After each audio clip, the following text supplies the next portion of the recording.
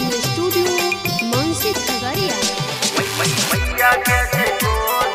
Music by Vikas Bettiah.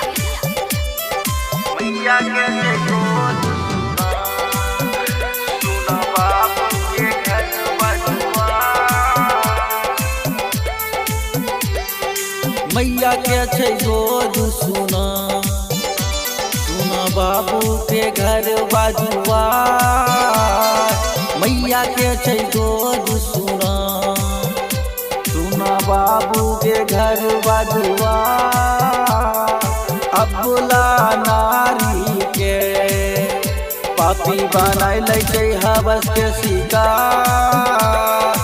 अबुला नारी के पापी बनाय ले छै हवस के शिकार। मैया के छै गोद सुना सुना बाबू के घर बजुआ। सुना बाबू के घर बजुआ। सुना बाबू के घर बजुआ।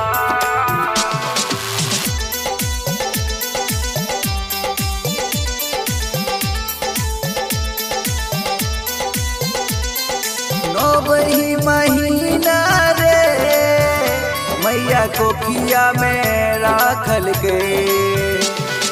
दूध पिलाई के मैया अंगना सजा दल गए।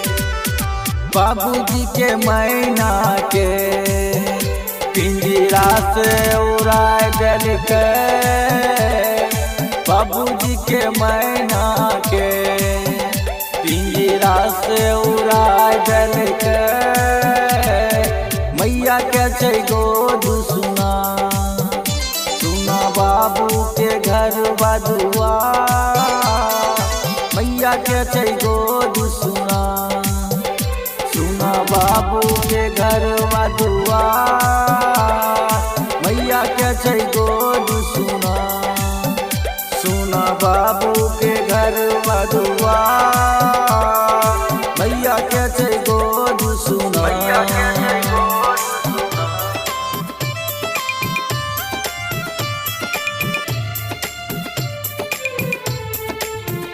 मैया के छै गोद सुना सुना बाबू के घर बजुआ। इंसान बदल गेलै जे करे छै घटना हो।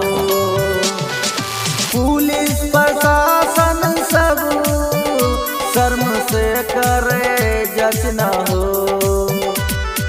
इंसान बदल गेलै रोज करे छै घटना हो।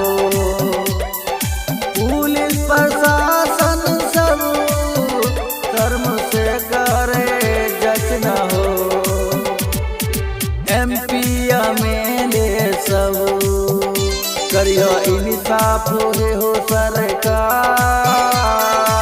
MP MLA सब करियो इंसाफ हो सरकार। मैया के छै गोद सुना सुना बाबू के घर बजुआ। मैया के छै गोद सुना सुना बाबू के घर बजुआ।